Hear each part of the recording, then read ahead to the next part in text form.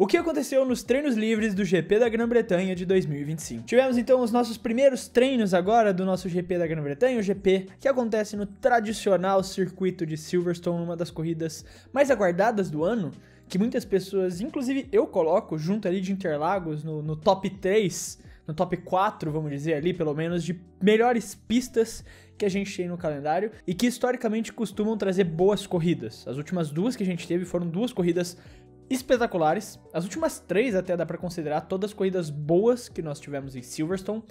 E é um circuito, é uma pista que costuma trazer essas boas corridas pra nós, e eu tô bem ansioso, principalmente porque não parece, assim como foi na Áustria, que a McLaren é uma unanimidade aqui em Silverstone. Parece que talvez eles vão ter uma competição, e essa competição vai ser de ninguém menos que a Ferrari.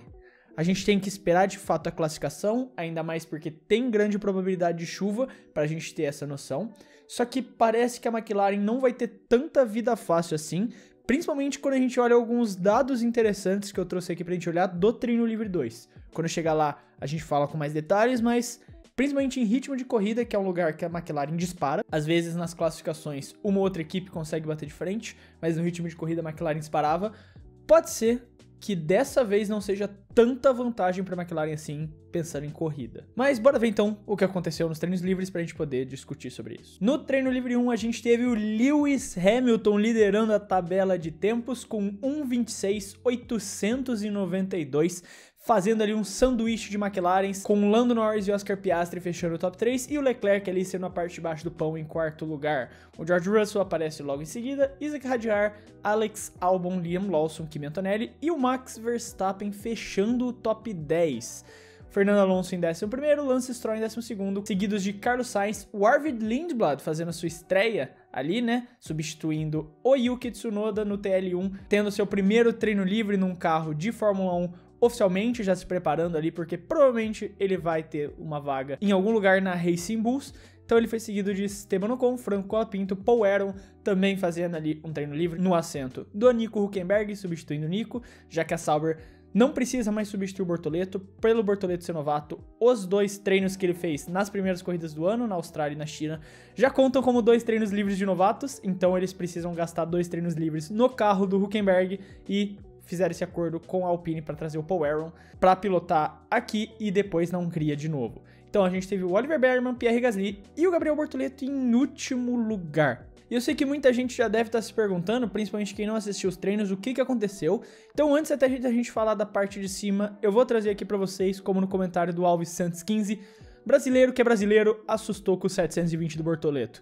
Exatamente, o Bortoleto assistiu muitos vídeos do Tony Hawk, jogou muito pro skater antes de pousar aí na Grã-Bretanha e resolveu homenagear o craque do skate fazendo um 720.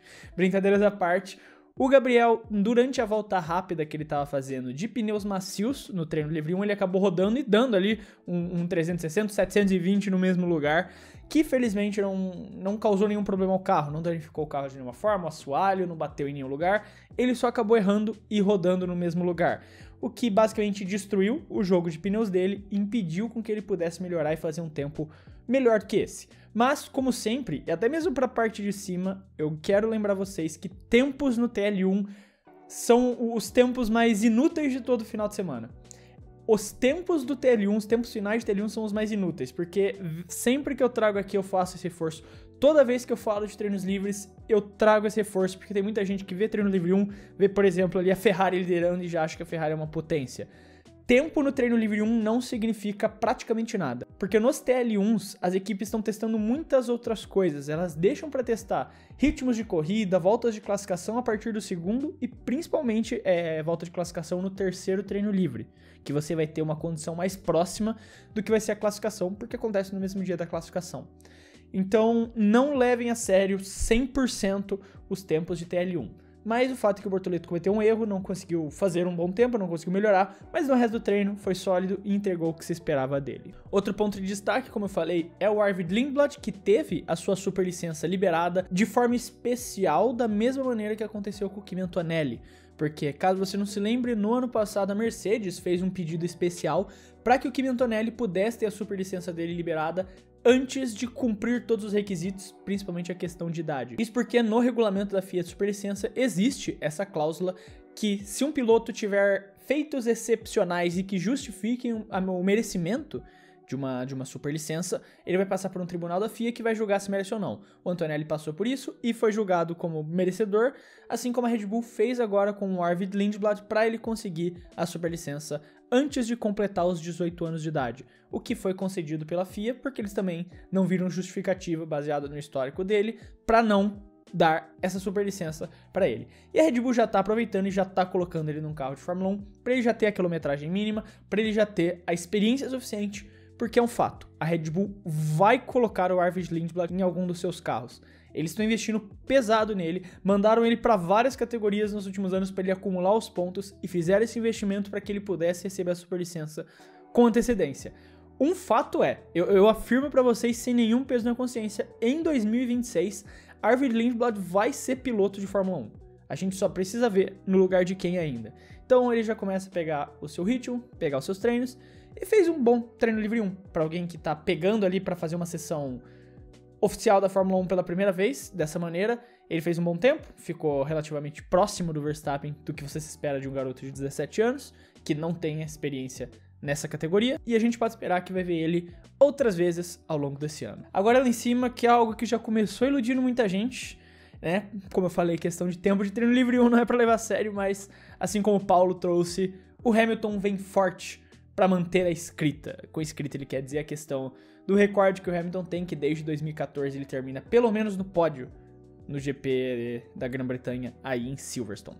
E realmente foi um bom treino livre 1 do Hamilton e das Ferraris em geral, né? Você pode ter as duas Ferraris próxima das McLarens e competitivamente próxima delas em questão de tempo.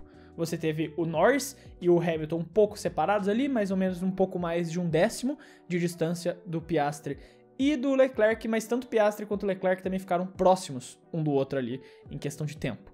Então, deu um primeiro indicativo de novo, considerando que eles não estavam puxando 100% do carro, de que o ritmo da Ferrari e da McLaren se aproximam um pouco mais aqui na Grã-Bretanha. Porque na Áustria a gente lembra que a Ferrari trouxe algumas atualizações e que fizeram realmente o carro estar melhor, o carro estar mais competitivo, o carro estar mais rápido e se consolidar ali como uma segunda força. A gente precisa agora de mais de uma corrida para ver o quão real, o quão bom são de fato essas atualizações, tanto pro mal quanto pro ruim. Porque às vezes você traz uma atualização que funciona muito bem numa pista e ela não consegue progredir para as outras pistas. Até o momento, pelo menos o que indica, é que a Ferrari veio bem e o Hamilton ele gosta dessa pista. O Hamilton ama Silverstone. Isso não é algo que ele esconde. Um negócio que a gente vive esquecendo também existe, tem que levar em consideração, pilotos que gostam de pistas específicas. Inclusive tem um vídeo muito bom do Kevin, do Primeira Fila, que ele postou recentemente, que são pilotos que são bons em pistas específicas.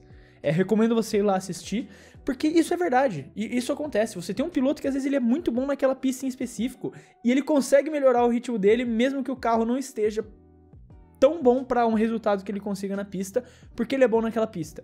E o Hamilton com Silverstone é isso. É uma pista que ele gosta, que ele tem confiança pilotando e que ele costuma ter ótimos resultados mesmo em temporadas ruins. Então vamos esperar para ver. A gente vai falar um pouco mais no treino livre 2, mas vamos esperar para ver no sábado e no domingo. Mas a gente pode ver algo positivo vindo das Ferraris. E antes da gente ir para o TL2, só queria trazer aquele lembrete da Wallplay que permite com que a gente possa continuar produzindo todos esses vídeos aqui para vocês. E é um serviço que eu defendo muito porque eu uso a Wallplay e eu acho sensacional o serviço que eles oferecem. Esse serviço de streaming que engloba vários outros serviços como a Max, a Universal Plus, NBA se você gosta de basquete, tem o UFC Fight Pass, tem Paramount Plus, tem diversas plataformas de streaming dentro da Wallplay que você pode assinar por dentro deles com pacotes promocionais, como por exemplo o da Max. Se você assinar o pacote anual, você vai pagar R$ 29,90 por mês e ainda ganhar R$40 por mês para você usar na ingressos.com. Além de vários outros benefícios e descontos que existem dentro da plataforma da ingressos.com, exclusivamente para quem é assinante do Wallplay. Então, além de você ter o catálogo completo de filmes, séries e até de Champions League, se você gostar de futebol dentro da Max, você ainda vai ganhar R$40 por mês para usar no ingressos.com, seja para ir no cinema, para ir em shows, eventos, o que você quiser fazer. Então por isso eu super recomendo você pelo menos dar uma olhada. Você pode fazer isso clicando no link que está no comentário fixado, que já ajuda muito aqui o Clube da F1. Então eu quero deixar um abraço aí pro pessoal da Wallplay por continuamente estar apoiando aqui o Clube da F1. E agora bora voltar pro vídeo. Agora no treino livre 2, as McLarens inverteram, fizeram um sanduíche com o pão sendo as McLarens e a Ferrari sendo o recheio, porque o Lando Norris foi quem liderou o treino livre 2 com o tempo de 1:25.816, seguido de Charles Leclerc, Lewis Hamilton, Oscar Piastri e Max Verstappen fechando o top 5. A lista seguiu com Kimi Antonelli, Lance Stroll, George Russell, Isaac Hadjar e Liam Lawson fechando o top 10, Alexander Albon, Fernando Alonso, Gabriel Bortoleto em 13º, Esteban Ocon, Yuki Tsunoda, Carlos Sainz, Nico Hülkenberg em 17º, Pierre Gasly, Oliver Berman e Franco Colapinto finalizando a lista de tempos. E aqui eu já vou começar trazendo exatamente esse ponto do Cade aqui, do Cade Not Alien. Insira aqui os ferraristas apostando todas as suas fichas que a Ferrari finalmente voltou para no fim do quali não ficarem nem no top 4. Pois é, apesar de eu não achar que eles não vão nem ficar no top 4, eu acho que a Ferrari tá mostrando um ritmo para tá brigando próximo das McLaren, se pelo menos não brigarem com eles na classificação, estarem próximos deles, terminando em 3º, 4º ou às vezes 5º lugar, por conta do também o Verstappen se mostrou mais competitivo nesse treino livre 2, mas aqui já é interessante a gente notar algumas coisas, porque aqui a gente já teve treinos de classificação, a gente já teve pilotos fazendo treinos de classificação. Claro que os tempos de treino de classificação são mais reais no TL3 do que no TL2, aqui são as primeiras voltas que eles estão fazendo. E o Lando Norris já conseguiu botar 2 décimos de diferença pro Leclerc, que foi o segundo colocado. Piastri não conseguiu encaixar uma grande volta, mas de novo, é amanhã que vale de fato esses treinos e principalmente a classificação. Então já dá esse primeiro indicativo pra gente de que as McLarens não estão assim tão atrás quanto você imagina. As McLarens não estão... O tempo do Norris já dá esse indicativo pra gente de que a McLaren tem o ritmo aqui. A gente tem o ritmo. A gente pode não estar mostrando tudo isso agora nos treinos livres, mas o ritmo está aqui. A gente pode botar 2 décimos em vocês, se vocês quiserem, Ferrari. Então assim, é importante a gente analisar todos os treinos livres como um conjunto do que analisar eles individualmente. Por isso que eu falo da questão do TL1. E aqui você já começa a avaliar e entender que as Ferraris tão boas, mas ainda assim não necessariamente tão boas quanto as McLarens estão. Agora, uma coisa interessante para se notar é, na corrida, isso pode ser bem interessante e talvez a Ferrari possa estar mais próxima da McLaren do que a gente imagina. E para isso eu vou trazer aqui o gráfico de long runs do F1 Big Data que eu sempre trago nos vídeos de treino. O primeiro ponto que a gente tem aqui para avaliar é a questão de que os pneus médios e os pneus duros parecem estar muito mais eficientes nessa pista do que os macios. Os únicos pilotos que tentaram voltas de macio foram o Sainz e o Hadjar, e eles não conseguiram manter uma boa consistência de tempo comparado aos melhores tempos que foram feitos com o pneu médio e o pneu duro ali até que ficou bem próximo, mas considerando em longevidade e pensando em estratégias, o pneu duro vai acabar sendo uma preferência em cima do pneu macio, e também porque Silverstone é uma pista conhecida historicamente por ter uma alta degradação de pneus. Então o pneu macio já naturalmente era de se esperar que não fosse uma preferência por aqui. Agora, olhando então as voltas dos pneus médios, é interessante a gente olhar como a Red Bull e a Ferrari do Verstappen e do Leclerc conseguiram fazer tempos, em média, melhores do que o Piastri e o Norris. O Norris acabou fazendo poucas voltas, mas ele foi bem consistente nas voltas que fez, enquanto o Piastri também fazendo poucas voltas acabou sendo consistente, mas acabou tendo alguns tropeços ali a mais do que o Norris. O Hamilton teve problemas ali nas suas voltas, porque claramente não conseguiu fazer bons tempos. Ele faz um ótimo primeiro tempo, assim como o Leclerc, ele faz um ótimo primeiro tempo quando os pneus estão novos, lembrando que a cor mais clara o pneu tá novo, a cor mais escura o pneu tá já desgastado. Então ele começa bem, e ele perde o ritmo na segunda volta ali, como aconteceu com o Leclerc. Só que depois ele tem uma queda muito grande de rendimento. Eu não sei exatamente o que aconteceu, eu não encontrei uma justificativa para isso. Teve um momento que ele acabou sendo atrapalhado lá, enquanto fazia algumas voltas, por uma rodada que o Carlos Sainz teve, mas não sei se foi necessariamente isso que causou o problema no treino de long runs do Hamilton.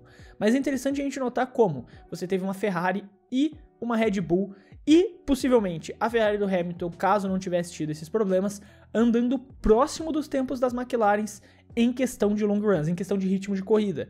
o que significa que essa corrida pode acabar sendo mais disputada do que a gente imagina, considerando a dominância que a McLaren teve no GP da Áustria. Só que tudo isso pode não significar nada, como trouxe o comentário do Vini. O ruim é que daqui para domingo pode mudar tudo com a chuva. Porque existe, nesse momento da gravação do vídeo, uma previsão de 20% de chance de chuva amanhã na classificação e no domingo durante a corrida. E se isso acontecer, tudo isso aqui que vocês estão vendo, esquece. Aí o cenário é completamente diferente. Você tem que entender como os carros vão reagir na chuva, como os pilotos vão reagir a correr em Silverstone na chuva. Aí o cenário é completamente outro e realmente vai fazer muito mais diferença quem tiver melhor adaptado para essas condições. Em condições normais de temperatura e pressão, em CNTP, parece que em ritmo de corrida a gente tem a Red Bull do Verstappen e as Ferraris próximas das McLarens. Então, talvez não seja uma dominância tão grande quanto a gente viu acontecendo na Áustria. Mas é muito cedo pra gente ter essas informações, ainda mais considerando que pode chover amanhã e na sexta-feira, e no domingo, no caso, durante a corrida. Além disso, a gente também teve o comentário do Paulo Gabriel. A Sauber não foi nem metade, até o momento, do final de semana passado. Provavelmente vai ficar pelo Q2. Cara, realmente, eu vi gente até inclusive falando, as atualizações da Sauber não funcionaram. Você assistiu o GP da Áustria pra falar que as atualizações da Sauber não funcionaram? Tem certeza que você assistiu o GP da Áustria? Até porque, como é o que eu vim falando no GP da Áustria, e falo aqui de novo, cara, nem toda atualização funciona necessariamente em todas as pistas. Existem cenários que um carro encaixa muito bem numa pista, por N motivos, e ele vai muito bem lá. E as atualizações que a Sauber trouxe funcionaram e encaixaram muito bem para o carro ficar forte durante o GP da Áustria. Aqui na Inglaterra o carro não tá ruim, está longe de estar ruim e também longe de algo que você possa dizer no sentido de as atualizações não funcionaram. Porque quando a gente olha de novo para a tabela de tempos aqui, o Bortoleto ficou em 13º e o Hülkenberg acabou não fazendo grandes tempos, ficou ali na 17ª colocação, mas o carro tá na posição que você espera, que pelo menos você torcia que a Sauber ficasse, né, que é melhor do que os piores carros, que hoje você tem a Alpine e a Haas ali também, que no geral ficou atrás, só o Oliver Berman ficou atrás das duas Haas, mas o Esteban Ocon ainda fica atrás do Bortoleto. A Sauber, apesar da melhora, ainda não é um grande carro. E o que aconteceu na Áustria não é algo que necessariamente vai acontecer no resto. E eu me iludi com isso, assim. Eu não tô querendo me isentar da culpa também, porque eu me iludi. Se você assistiu o vídeo de previsão que eu fiz ontem, eu me iludi no vídeo. Eu coloquei a Sauber como um carro que poderia chegar no Q3. E o Q3 eu acho que talvez seja demais, olhando o que a gente viu até agora nos treinos. Eu acho que um Q2 é totalmente plausível, tanto pro Hülkenberg quanto pro Bortoleto. O Q2 é totalmente possível e acredito que os dois consigam chegar no Q2. E a pontuação não é impossível, porque esse carro melhora muito em ritmo de corrida. Até porque no gráfico que eu trouxe ali de long runs, o Hülkenberg ele foi um dos melhores em questão de ritmo de corrida. O Bortoleto acabou não indo tão bem no ritmo de corrida naquele gráfico. Ele ficou em último lugar na média de tempo de todo mundo que fez com pneus médios, mas o Hülkenberg ficou muito bem. Ele estava na frente de Racing Bulls, de Williams, de Aston Martins. Então em ritmo de corrida esse carro da Sauber melhora bastante. Não à toa, o Hülkenberg largou muitas vezes do fundo do pelotão e termina na zona de pontuação. Então acho que na corrida tudo pode mudar. Na classificação o Q3 acho que seja sonhar demais, diferente do que aconteceu no GP da Áustria. E por fim, um último adendo que eu queria trazer aqui pra vocês. O Verstappen fez um bom treino livre, principalmente o TL2, que ele conseguiu se colocar ali na 5ª colocação. Mas claramente dá pra ver que apesar da Red Bull estar ali junto, você pode colocar a Red Bull ainda junto ali nesse bolo de Ferrari e McLaren, mas ainda é um carro extremamente inconsistente. É um carro longe do ideal que você espera que um piloto do calibre do Verstappen tenha em mãos para tentar disputar alguma coisa. Mesma coisa com a Mercedes, que não tá conseguindo repetir nem de perto o sucesso que eles tiveram no Canadá. Eles não estão nem conseguindo mais ser a segunda potência. Claro que, como eu falei, Canadá é uma pista que sempre encaixou muito bem na Mercedes, mas historicamente a Mercedes ia bem aqui em Silverstone também. Então esses primeiros treinos da Mercedes são meio preocupantes, mostram que eles estão tendo uma dificuldade em conseguir acompanhar as Ferraris e as McLarens, estando ali de certa forma no mesmo bolo que a Red Bull do Max Verstappen. Então quis trazer esse comentário ainda mais por conta de todo esse burburinho que tá rolando envolvendo o Verstappen e a Mercedes sobre essa possível ida dele para as flechas de prata. Tudo muito rumor, e que ele supostamente teria liberado a equipe dele para fazer uma negociação, mas ele não tá deixando isso afetar a cabeça dele, e até o momento vem tendo resultados, pelo menos no TL2, melhores do que o que a Mercedes conseguiu, com o Antonelli terminando logo atrás dele e o Russell terminando na 8ª colocação. Mas aí tá tudo o que aconteceu nos treinos livres do GP da Grã-Bretanha de 2025. Eu quero saber a sua opinião, como sempre, se você concorda, discorda, o que você tem a dizer. Eu sempre quero saber o que você tem a dizer, não esquece de escrever aí nos comentários. Lembrando aqui também que se você gostou do vídeo e quiser ajudar o Clube da F1, você pode fazer isso se inscrevendo no canal, porque ajuda muito a poder continuar produzindo todos esses vídeos aqui pra vocês. Eu quero deixar um abraço pra você que ficou até aqui e até o próximo vídeo.